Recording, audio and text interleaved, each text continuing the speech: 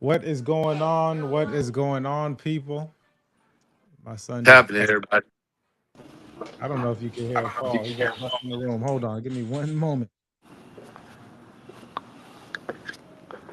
All right, all right, all right. I think I might have hit the wrong button right there because we still on record. How No, no, y'all no. doing? Hey, how you doing? What's going on, people? It is Community Beacon. I sort of hear an echo. Hopefully, I can get that figured out. But we're here. It's Friday. Good to It's see Friday. you. I'm Palm Yeah, Beach Mike, Michael Seville. that's Of him. course, on the other side of the screen. Are those meta glasses? They are. Oh man, Yeah. I got a couple of questions, but we got my brother from another mother, B. Joel Simmons, with the meta glasses. I'm looking at them like they look a little different, man. What's going on, brother? Hey, man. Uh, good friend of mine used to say this. He's still a good friend of mine, brother, like no other. He would say, "Another day, another way." Amen. You know exactly what I'm talking about. That resonates with me for sure. Yeah. Sure, man. That used to be your channel, man. You always flip to that channel when I ask you that question, and I 100% respect that right there because sometimes that's all it takes, man. It doesn't take a whole lot more. It just takes the understanding that you got another opportunity, Mm, and that means a lot. You know, it's not to say that you can't have a tough day because everybody gets them. And mhm. for us to pretend, as if we don't, I don't think that that's healthy, right? That's my opinion. I don't think it's healthy, but there's power in accepting what your day is. And there's also power in making your day be what you desire it to be. And so at the end of the day, you have the power to do both of them. you know you got the power to understand and accept, hey, this is what I was dealt in this day, and this is how I made it to be what I wanted to be. And at the same rate, good God, you know this is where I am and where I'm going with it and how I'm going to receive it. So I love all of that. Look at that, man. I done made myself a stand. Oh man, How now about that? now we going. So in that statement that you just made, I heard a lot of abundance. There's like a lot of choices in that. One of the words that really always resonates with me is the acceptance of a thing. Um, because once you accept something, there's so many different places you can go with it. You can still be mad at it. you could you could try to avoid it, right? Like you still have all your choices once you accept it, but that acceptance changes things. I think if we don't get to that acceptance part, we're limited in our thinking. So that statement, even when people greet me and they say, "Hey, how are you doing?" or how's it going? And it's like another day, another way. It's like there's so much opportunity, and I think there's a lot of empowerment within that with that statement, and that's why I started just using it over and over again. I know sometimes we have like our canned statements, but I really feel that when I say it, and I've done it so much that it actually allowed me to kind of see it in that kind of way. And I'm glad you brought this up even before we got on live. You were talking about just being grateful. That's another thing that we can also add into the mix is the gratefulness of it. Like you do have another chance um, to I don't necessarily think it has to go your way or the way that you believe that it can go because that's also limiting. But there's like so much opportunity. Someone told me that today. Like I see, I'm just gonna go where opportunity leads me, and there's like it sounds like a lot of freedom in that. Hmm, I like that. And I And, also and, like. and you being at the opportunity lab. Now, did you see how that all kind of just came together? Go ahead, brother. How about that? How about that, man? Yeah. And I wasn't going to sit here when we were talking. Something just came on my mind. It just come on up here. Um, you were mentioning the freedom of it. Um, the freedom of somebody, it was a statement right before that. I don't want to lose that thought. But you were going down this pathway about the freedom of it,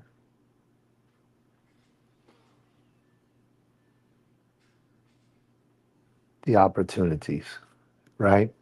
And going where opportunity leads you. And I think it's a very curious statement to me. It really is. Because every moment there's an opportunity, right? Like you and I, we were going through this thing in the backstage and we're clicking these buttons and we're figuring things out, right? Connecting, connecting dots. And so there was an opportunity to not pursue, right? So when I was thinking about that, just that whole thing and just like going where the opportunity leads me, it made me think about where are these opportunities leading people. And for me, and I believe I can speak for the two of us, it's like we have become so very intentional with our lives. And I don't mean to say that we're not available to allow the expansion to take us, right? The opportunity of just like freely moving. And if nobody understands what that means, it's like just to say, just to sit for a moment and just allow for your mind and the expansiveness of your thoughts, your beliefs, for them to emerge to the top versus just simply making a choice, right? Sometimes we make habitual choices. We just, hey, this is what I've always done, you know? Whenever I get to the restaurant, I order the jerk chicken. That's what I've always done. I don't order anything else. So when we get to a place where we can just allow for the expansiveness, the expansion, I think it's kind of like that saying, when in Rome. You know what I mean? When in Rome, you know, do as the Romans do. So it's just like giving you the opportunity to be different. And we could go somewhere with that. But getting back to the statement that the person shared with you, going where the opportunity leads, there's so much freedom in that. And I don't think that that is a statement of disregard. So I just want to be clear with that. You know, sometimes people, they'll hear what I'm saying and they won't hear what I'm saying, right? It's like somewhere in the middle of listening, they tuned out hearing, right? So just to put that out there, it's not that I disagree with it. It's simply that I understand that going where the opportunity leads you, it's really saying when I recognize the opportunity, I'm just going to follow it Mm. because the world is filled with opportunities. If you're alive, opportunities are abundant.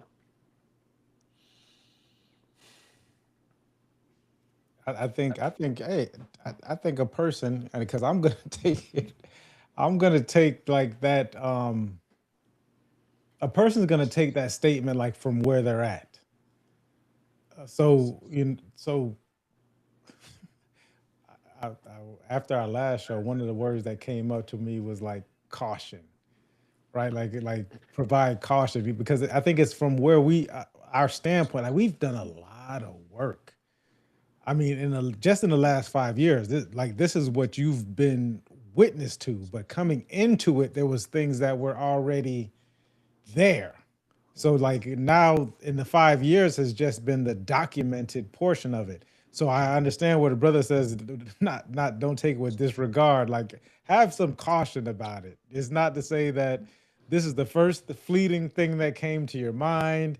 And hey, Joel and Mike said, such and such. And so this is exactly what I need to do. I would exercise caution. And at the same time, I would also allow that opportunity because don't say that caution is gonna limit some of the things because you can also take it from that place as well. Where me saying exercise caution or not doing this thing with no regards can limit the way that it is, but there are opportunities everywhere, even things that you possibly don't intuitively know or think.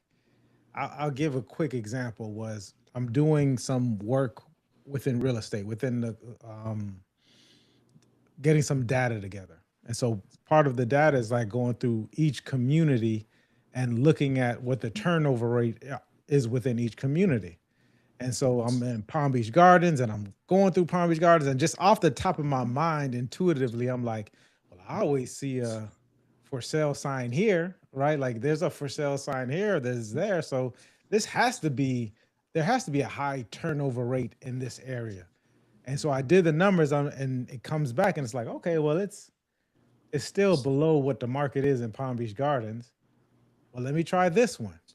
Let me try this community. This community, this is my mind. It has to have a high turnover rate. And I look at it, and it's like, okay, this one is still a little bit below that. Well, maybe I don't really know which communities have the high turnover rate now that the stats are in. And so by the time I finished, ended up doing the project, I'm in a community that it didn't even come to my mind to even look.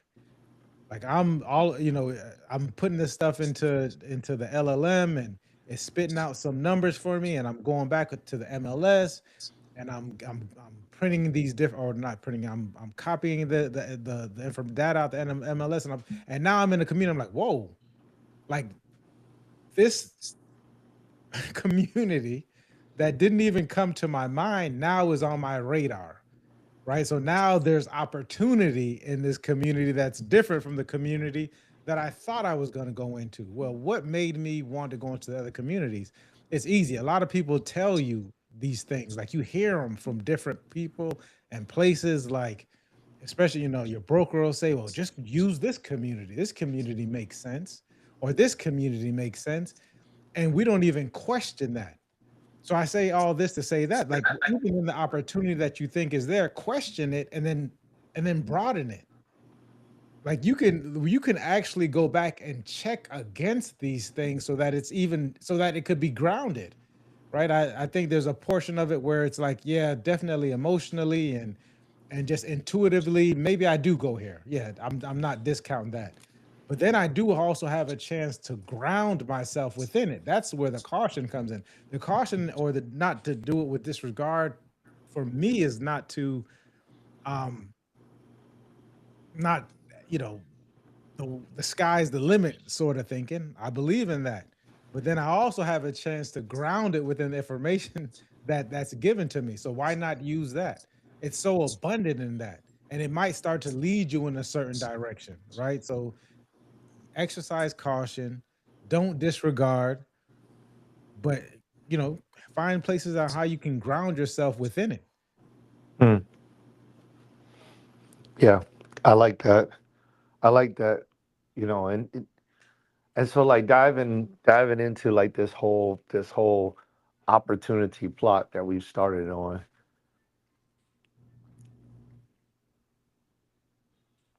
intentional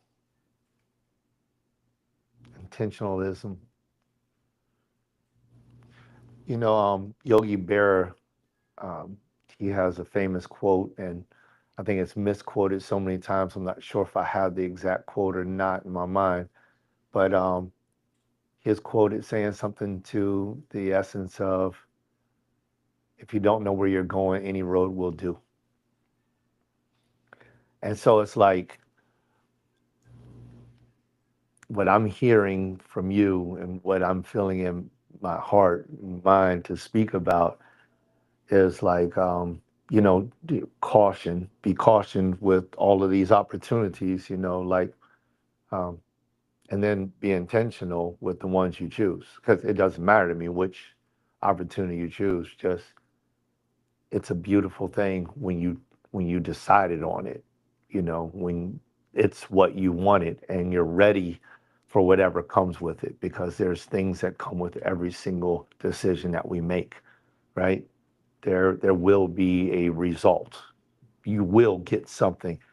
Every seed produces something, and even when it produces nothing, that is something that you receive, right? So there's some type of cause. Um, there's some type of effect from everything. If you plant a seed in the ground and the seed does not grow, then you have your effect of planting that seed. Doesn't mean that you stop planting new seeds. Doesn't mean that. But there's a lesson in that. What is the lesson? Did you plant the seed in a dry ground? Did you give it too much water? Was the seed dead before it was planted? Right? There's so many different things to just like take away from that. Right? Was it a type of seed that grows in the dark and you plant it in the light? Was it a type of seed that needed light and you plant it in the darkness? Right? Was it a seed that needs to be planted in the fall and you planted it in the spring? What was it? And so there's becoming intentional means so much when we make our decisions. And I'm gonna tell you, brother, like when I walk into this building, it gives me even more intention. I mean, it gives me more because I am able to see. I'll quote a famous scripture that most people know, no matter what religion you're from, or I shouldn't say no matter what religion you're from, because it's not that famous. But Jesus turns and he tells Thomas, he says, "You believe because you have seen and you have touched. You have placed your fingers in the places," right? And that's, he said, then he says, "But blessed are they who believe and have not seen." And so it's like, I'm standing in a place right now where I'm placing my finger into the holes of the sacrifice, right? That's what I'm doing. Like I'm sitting in the place where the holes of the sacrifice are for me in my life. I hope you all can understand that analogy out there whenever you look at this, because I'm realizing that a lot more people are looking at what we're talking about than I even understood, right? And so for me, this represents my sacrifice. And like every single day, I have to come back to my sacrifice. Or not necessarily have to, but I come back to my sacrifice to offer more, right? Because this is a journey.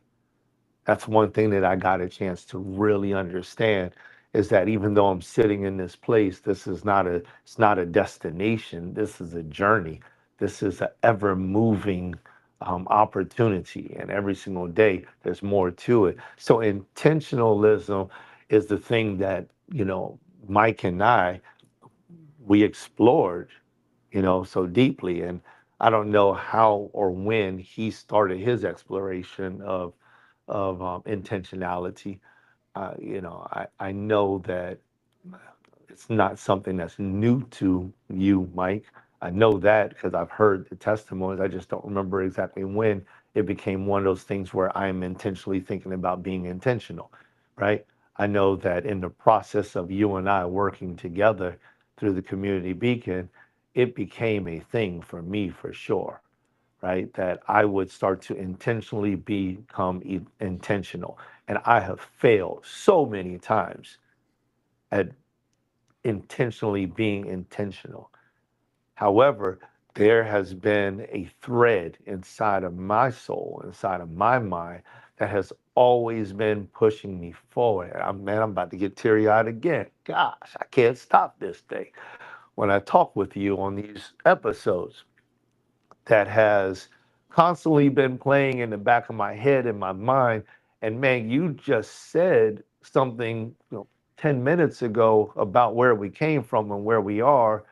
And it's like, for me, it's like I see it, right?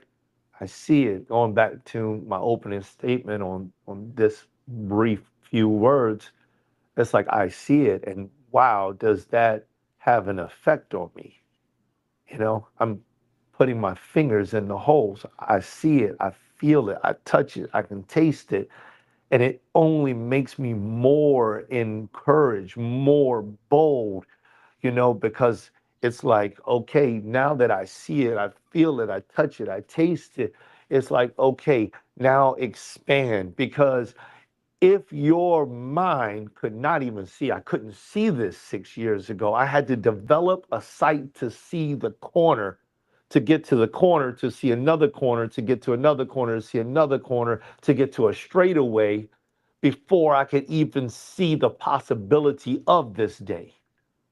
I hope somebody's tracking with me out there, because one of the things that I tell people that I coach is you can only see as far as you can see, right?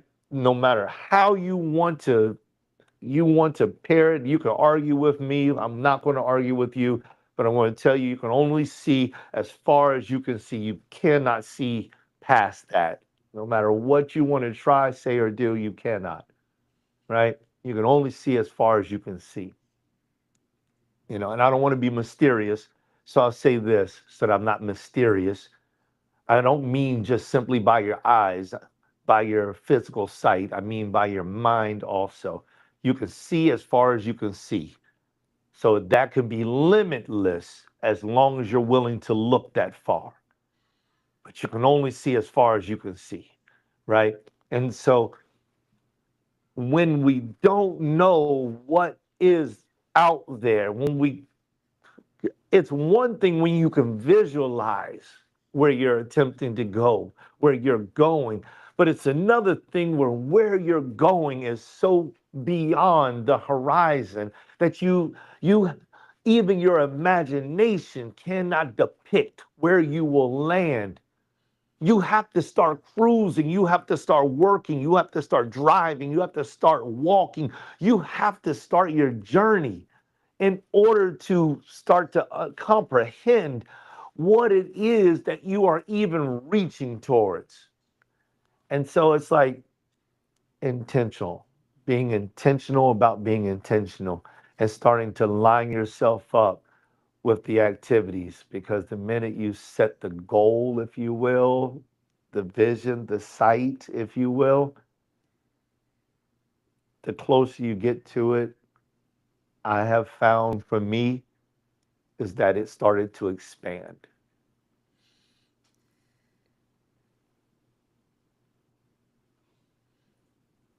And I believe a lot of that came from me getting clearer on what exactly I'm walking towards, I'm heading towards. And so in that time, I'm going to withdraw. I just want to hear what you have to say. I think that was eloquently said. The ability for you to communicate that was awesome, and definitely shows as one of your gifts, your ability to communicate that felt sense of a thing, because it's difficult, um, even with the words that we have. So I definitely appreciate that, being here and present to that, because it's hard to take a lot of the stuff that you mentioned, because it's more of like it's a gut, to me, a gut heart kind of way of being, like that's the sense of it. And then when you start to intellectualize it, it can almost be diminished in a way. And it's also tough to tell people, like, you kind of gotta, you gotta be able to witness it, like, and someone who's probably not around that environment doesn't even understand that, because in the environment could limit you in a way. I'm glad that I'm able to receive it. That expansiveness that I hear you talking about is like this: when people speak from their heart, it can become overwhelming. It can be a point of where it's just like, it's so much abundance in it. Like, I get emotional when I start to, like, really get into that feeling. Like, if you can remember, the only way I can explain it is if you can remember, like, your mother hugging you when you're like 3 or 4 years old or something. If you're scared and she comes in there to nurture you and hug you, like, that abundance that you feel as a child is kind of what it feels like to me when you're speaking, when you're coming from that place of the heart. Your intellect or your head is the thing that is like I gotta touch it, I gotta feel it. Like, is it real? Like, how can I make this real and rationalize this way of being? Because I imagine it could be for some people like a scary feeling to step into that. And every day, a scary feeling walking in, like, this is all mine. And then, oh, this is all mine. Like this, Mm. I gotta push this thing forward. Like that's what your brain is telling you. I gotta really push this thing forward. I really gotta start. Oh man, I might need to come in earlier. I might need to leave later. I might need to do more. Can I do more? Because this thing, and the heart is like, you have it, right? Like it's here. It's yours to kind of witness and experience a thing. Um, and then you kind of team it with the gut. The gut is always telling you like to go, go, go. Like, yeah, you can do it. You know, the gut will get you into some things like that'll make your brain like, how did you get me here, buddy? Like, you know that Jay Z had a song where he said it was all good just a week ago, right? Like, think of in the reflection of a thing. And then what I also hear is it speaks to increasing your capacity. Your heart gets a chance to increase your capacity. Your gut is going to want you to increase your capacity. Your head is going to rationalize and you got to find a reason and it has to feel a certain kind of way or whatever. But that heart gives you a chance to increase your capacity. Well, how much capacity does one have? I've seen people be able to handle a lot. I've seen people handle a lot that if you really sat there and you and they walked you through it, you'd be like, how? Like, how did you do that? And I think it's in all of us with the ability. You know, I definitely don't want to discount support. Support helps, environment definitely helps. You'll notice that the environment also will tell you like where your standard of this thing is. Like if you're in an environment and the standard is that it has to be at this threshold, most people won't go below it, right? Whether it's the shame or the guilt or whatever. But if you take all of that away, people have the ability to handle quite a bit. And your heart is going to show you these options. You're going to feel it in that kind of way. Now it's just the mind part that's like, okay, it's going to rationalize the kind of figure, but the capacity can be increased. Um, and I think Mm. that's one thing you mentioned. You said the word decision. I was thinking about like the decisions that we made, and one thing that came to me about decisions, like, well, I make choices all day long. Like, what makes this a decision versus a choice, right? And then I noticed that there was like fear in that. So it's like it's either or when it actually can be and it can be both. It doesn't have to be and or but. Excuse me, it doesn't have to be a but and an either or. It can also be a and. Like I get to make this decision. It's a fork in the road. I don't know what would have happened otherwise, but I'm making this quote unquote choice or this decision. But by the time we figure out that we're in a decision, we're already in it. Whatever feelings are surrounding this thing. It could be love, it could be fear, it could be anger. I don't know. But you're in this emotional thing of which we call a decision. And that to me is like where you get the actual decision is like it's a capacity driven thing. And then what comes from that, here's I thought was interesting, my thoughts this morning was like what comes from that will determine like what your capacity looks like your feelings around the result of it. If you call it a failure, I think that it may decrease your capacity. If you call it like a lesson, like I learned from this thing, it may be like, okay, well, the next time it'll be something, I can do something the same or bigger, right? And then we can continue doing this. It brought me to, for you, those of you that don't know, I have like my operating principles up here. They're on the board. This is how I stay grounded. One day I'll put it on the screen or something. Maybe I should. I'll just put it like in a file or a folder. And one of the things was the fifth one talks about, the fourth one is proceeding with ease. And it's about adjusting my pace, my method or approach so I can stay present. Like that's Mm. one of the things that I have as a principle. And then that turns into the fifth principle, and I define the principle. So that was a definition of proceed with ease, one of them, anyways. And it was integration and iteration. I want us to like when we start to have these choices and these decisions, the lessons learned or the failure, whatever really resonates for you, you get a chance to integrate to iterate. Like we are on the iPhone 17 or 18 now. Adjustments. Yeah. We're on the iPhone 17 or 18.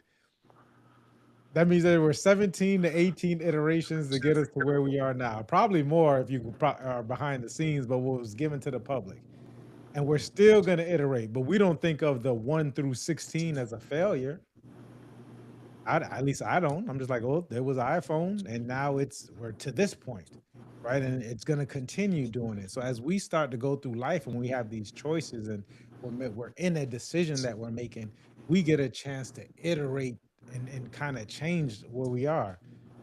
I heard someone say recently that when they do their age, they talk about themselves as, whatever their age is, they put a point in the middle of it. So like it'll be Mike 4.3, which is like the this version of it is the integration. It takes into consideration a lot of the things that we have going on in the past. What you'll notice with these phones as well is they take into consideration what may happen in the future. Because if they don't take into consideration what may happen or allow for it, the space for it, like we're talking about, the abundance for it, then they're gonna miss something. This iPhone, we didn't have AI the way we have it now, right? The LLM models. We didn't have this back when this iPhone came out, iPhone 15 or 16, but people are still using the iPhone 16 in order to deal with their large language model, whichever one it is they choose. And it's capable of doing it. And you iterate off of that and you allow for the future. So man, I'm loving this conversation because it gets we started off talking about like the freedom of a thing. Like this just allows even in the so quote unquote there's freedom in this decision. There can be. There's freedom in your decisions. I'm gonna decide. I'm gonna make this decision in order to go in this way, and then I'm gonna get to walk in it. Hmm. And all these things can come in alignment. Mm. Yeah. Um, Mike, I love what you just said about the integration and iteration. That that touched me really good right there, man. So I have a in my coaching platform, I I have what's called the VCF, and that's what I base everything off of. Man, this thing is tried and proven, right? Every single client that I have, like I have a doctor right now. She's a therapist, and she's like, I do this. This is what I do. This is what I do. And she's like, you're the truth. You know, and so this it had to come from like God, Mike. I mean, this is just like the way that thing downloaded in me and all of the iterations that I had to go through in order to get to the VCF. Like I went through so many different paths and so many things. I was like, oh, I'll be your relationship coach. I'll be your life coach. I'll be your community. I did all of these different things, right? And it all came down to like this. It's actually VCFCP, but I cut off the last two parts because the name was just like crazy. So it's just VCF, but they get the other parts too. And it's just vision, clarity, and focus. I've been thinking about changing focus to like foundation, but not changing the actual material. Anyway, that's a little too deep for this. Um, but iteration is like that F. That's when we get into the F part, the integration, iteration, integrating a plan, and then making adjustments that goes into the CP, consistency and persistency. Like this formula is just crazy. And I'm listening to you talk, and I'm like, this is exactly it. Like what you're saying is exactly it. It's exactly it. Um, it's almost like in Kung Fu series, you had some Shaolin monk that, was required to meditate for umpteen hours sitting outside in the dead of the heat or in the cold of the winter or whatever. And he had to just observe and he had to become extremely present in life. And a bird, a crane flew by and he watched the crane and watched how the crane did this, that, or the other. And before you know it, you have crane style, then you have monkey style, tiger style, and all these different studies of nature, right? Chakras have a whole lot to deal with all that stuff and how utilizing your chakras uh, they change the way that the body feels, right? But in Western culture, we use chemicals to change those things, to take care of a headache. Instead of using blue for blueberries that helps out with the brain, we just go and get us a white pill called Tylenol, right? So it's just like it's a difference. But when you look at like this Eastern pathology and this way of healing the body and way of creating things, it's something completely different than what most Westerners would understand. And I think there's a lot of Westerners that are leaning into this stuff, right? Because, I mean, they've realized some of these things. Nonetheless, it's like iterations, right? Integration. So integration is like when you take this idea or this ideal and you start to integrate it into your life, or you take your vision, which sometimes is so distant. Like so many people's vision is just like it's really way up there. It's like the cartoons, Charlie Brown with the little bubbles and the cloud that's sitting up in the air. And it's like boop, boop, boop, boop, boop. And you see the cloud floating up. And we all read that comic. We're like, okay, Charlie Brown is thinking this. The difference is that in a comic, then the artist brings that thought back down into that individual and makes them to move. In real life, we don't bring, there's no body that's going to take the thought that's above us and make us act on it. So there can be a separation, there can be a disconnect between the vision that we have and the actual integration into our life. And so, and with my clients, that's one of the things that I've found is they got this huge vision that's sitting up there, and then they have this disbelief that disconnects them from their vision, and they continuously got the vision, boop, boop, boop, boop, boop, and they see it, and they're like, whoa, and then after that, they just go back to doing what they were doing before. And it's like that could have been the opportunity that changes your life, right? So integration and iteration. So I love this thought, and I think it's exactly right because you have to integrate it into your life, which causes a change, right? You're going down a pathway, and this integration now takes you down another pathway, or even down the exact same pathway, but with a different goal. So you see the path differently. Yesterday it was yellow, today it's blue because your thought process changed, and now you're seeing something different. I'll give you an example. The minute you go out and decide, hey, I want to buy a Lexus, I want a white Lexus, and like you went out and you say, I want a white one because I've never seen a white Lexus like that before. Never seen this pearl. It's the sweetest thing I've ever seen. But the minute you purchase the vehicle and you go out and drive it on the highway, it's like, yo, there's another one. Oh my gosh. And all of a sudden, it's almost as if everybody has the exact same vehicle. And that's not true. They didn't all just go out and buy one just because you bought one. They were always there. We just could not see it because our vision had not been integrated. And so it was hard for us to see these other opportunities that were out there, but somebody else had already saw them. They had already picked them. And now that we have eyes to see them, and because we've integrated them into our lives, it becomes very prevalent. So it's like doors open up because you can see the door. So we have to pull that down. So iteration is like that part that I'm hearing. It's like, yes, yes, 100% yes. Yes.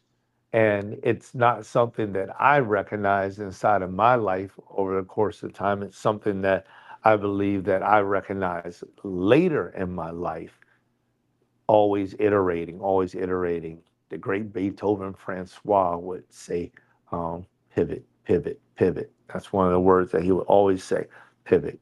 He talks about pivoting a lot. Pivoting is a way of iteration, right? It may not be the exact duplicate of iteration, but it is a way of iterating. It's taking what you have and and doing your best to make it a little bit better, right? And I've always seen that in like two different fashions, or maybe three. Let me get my words out. One way is you do exactly what you were doing before, knowing that there will be no change, but you do it anyway. That's your choice, right? It's not necessarily an iteration in what you're doing, but it is an iteration in your thought process. You thought about it, you chose to do it no matter what, and you accepted it. That's an iteration of sorts. Then there's another iteration where you decide to do something different. That could be multiple iterations, right? The world is your oyster at that point in time because any fine line, any degree of change is an iteration, and who knows where that degree will actually take you, right? And then the other one could be that you just simply sit in it. How long you sit in it, I don't know. Yeah, But I love the possibilities of iterations. Go ahead, brother.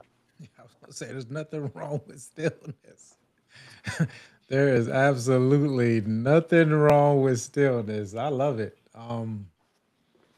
I'm gonna read these what they are and what they aren't for me with the integration and the iteration.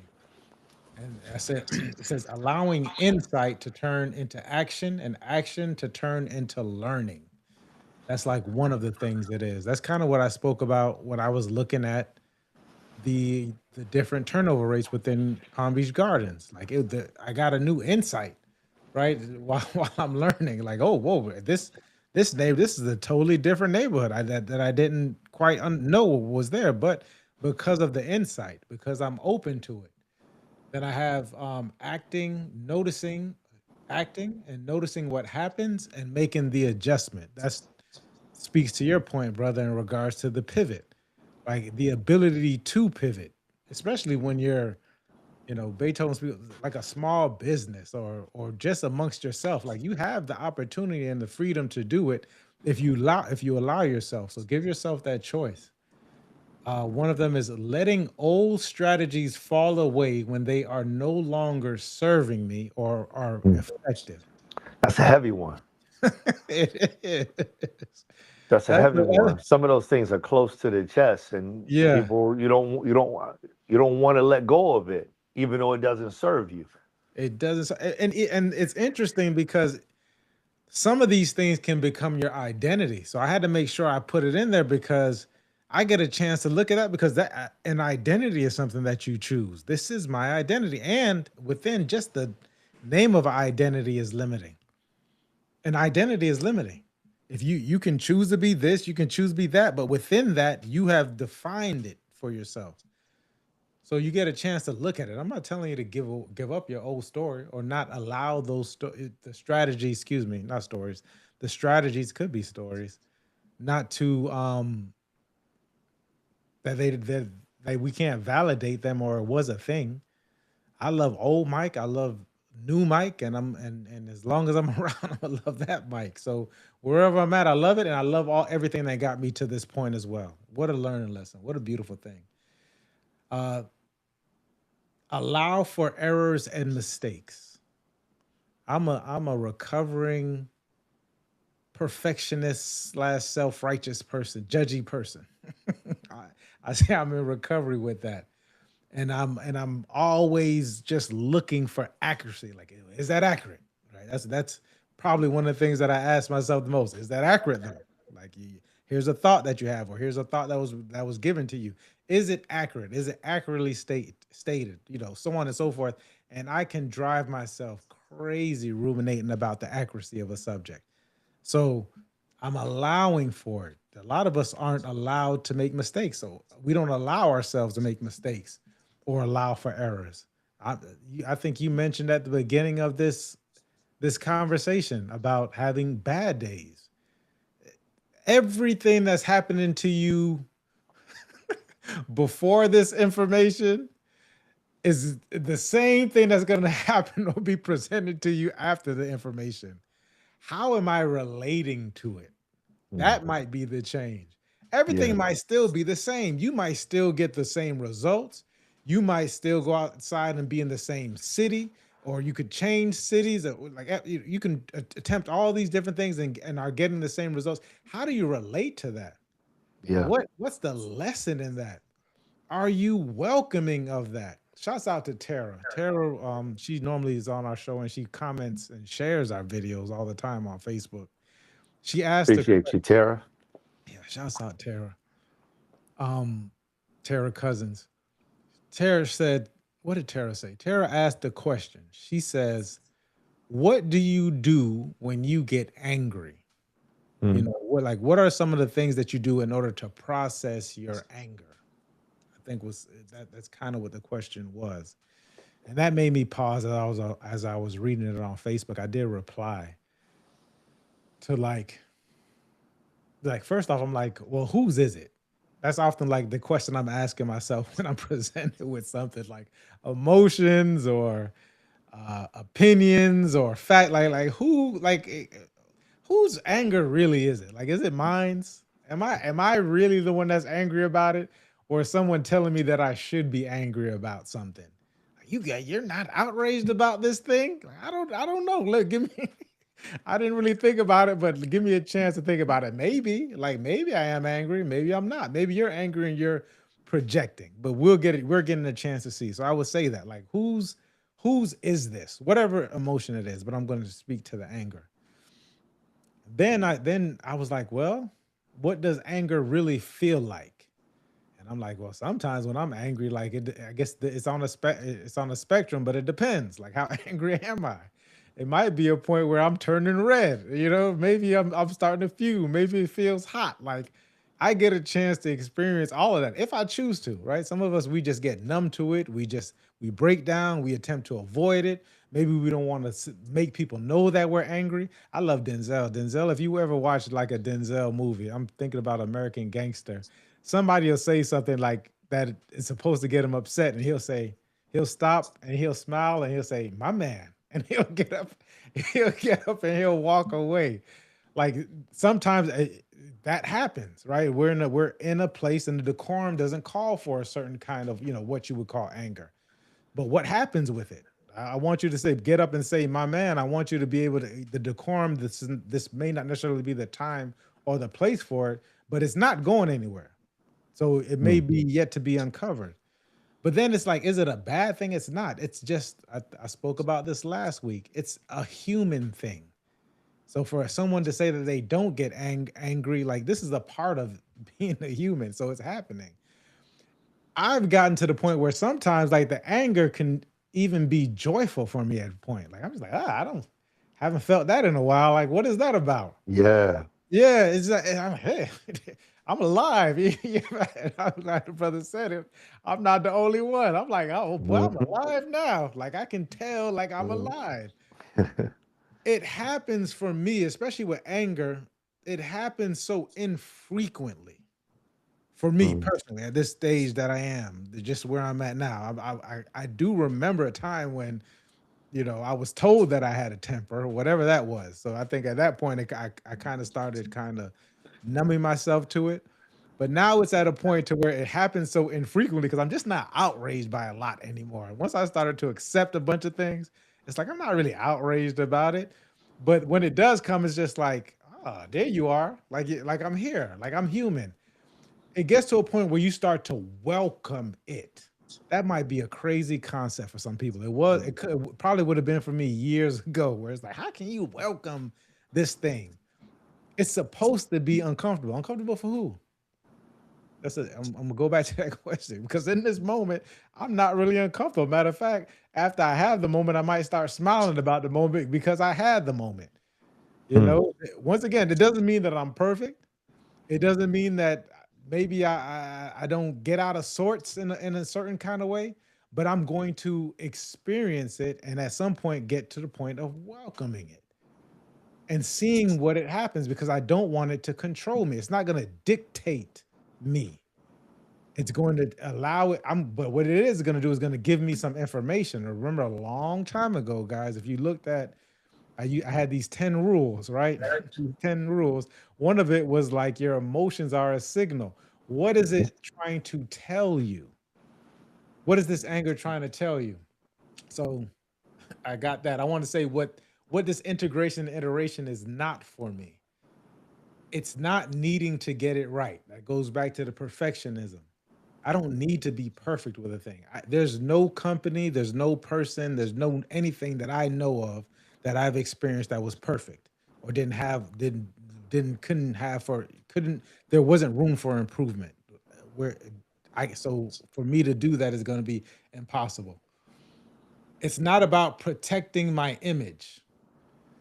There's times when you want to iterate to be like with to be what's acceptable.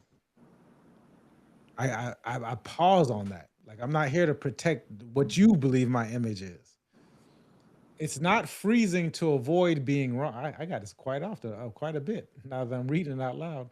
Freezing to avoid being wrong, messy, or vulnerable. That's not integration and iteration for me. And it's not here's where I work on. It's not an endless analysis without behavioral change or changing my inputs. Hmm. It's not this endless rumination about what could be better. Sometimes you make a thing and you just smile at it and like, man, I'm here. I kind of heard that from you, brother. I don't want to put words in your mouth about when you walk into your space. Hmm. Like it's just, man, look what this is Yeah. No, you're dope. right. Oh, Yeah. yeah. Like this is dope. Like this is, huh? Right? Yeah. Like it's I don't need to constantly think about all these things about how I got here or what I could have did or the regrets that I have or whatever it is. Like it's here. This is people talk about manifestation. I think we're a living manifestation of whatever it was.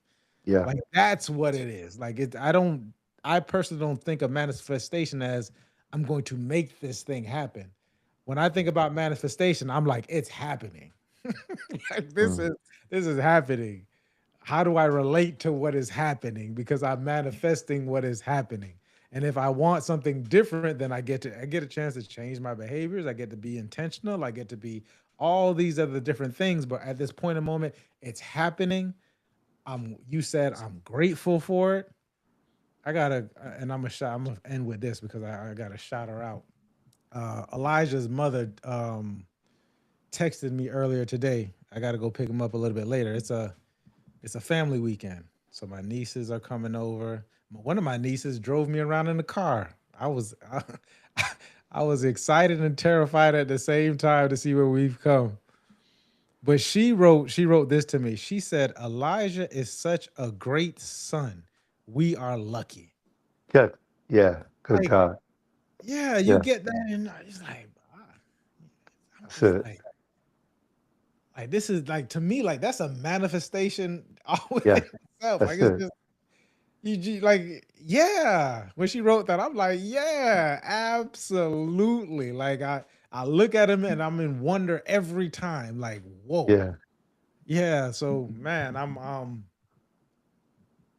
living this life, man. But it's with that intentionality you mentioned, brother. And as I integrated, which is a scary thing because it's like a threshold. I said I was gonna stop. I promise you, I promise you, I promise you guys. There's a threshold that I'm at where like all of this stuff, and a person could say it's overwhelming, but Yeah. I wouldn't Good. use, yeah, like the first Good. word in my mind is like Yeah. overwhelming, but it's not overwhelming at the same time. It's just different. Yeah. It's like when you come to the edge of the earth, and instead of saying, "Okay, I hit the edge of the earth, I'm going to turn around," it's like you say, "I think I'm going to go further." Come on. That's what I hear, and that's exactly what I feel about that, because Come on. because your words are like perfect. They're perfect for me. And this is me just saying, not that I don't care about you guys out there that'll watch this, but it's like I don't care what you think. It's like those words are perfect for me. It's like you come to the edge of the earth and you're like overwhelmed by the vastness of it, and it's like this is the end. There's nothing else. It is the edge of the earth. This is the threshold. You do not pass this. It's like there is no going forward, and then all of a sudden you take a step forward. Oof. And I feel that, and I love that.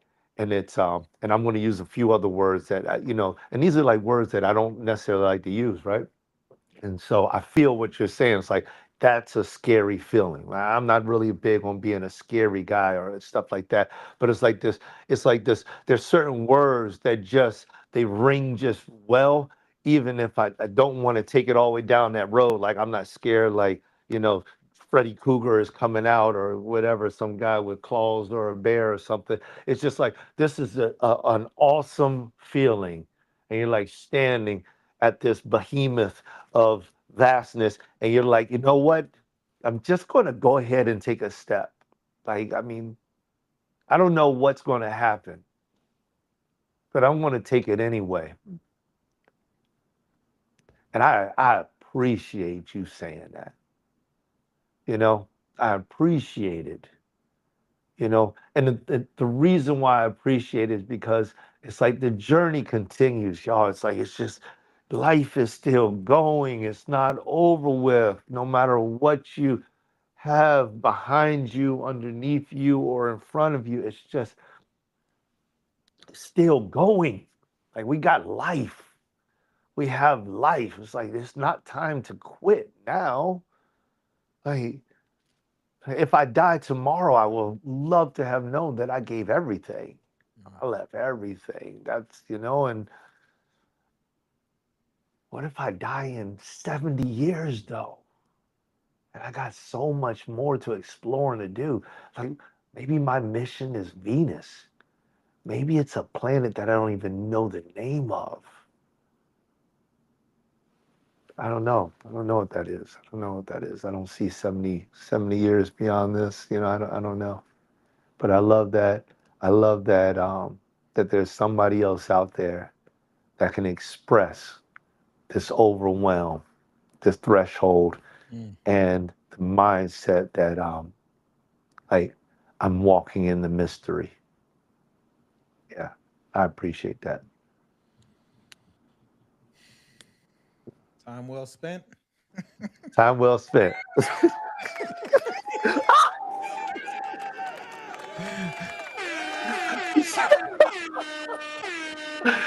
Oh man, you cracked me up. That was so good. Yeah, man. Hey, guys, Community Beacon each and every Friday. Um, I think we tried to get it started at 4:30 or 4:15. I promise we did, but it is what it is. Always ends up a great show when we have certain difficulties at the beginning, man. So I appreciate the show. I appreciate it, brother. I appreciate each and every one of you guys who are tuning in. I'm gonna clip some of this stuff up because I think especially there were some awesome gems, and we can do that now. So anything else, brother? Are we out? Love you, man. We out. Love you too, man. Well, peace. We'll see you all next week as long as the creek don't rise and I forget what I said, but God bless you. Peace.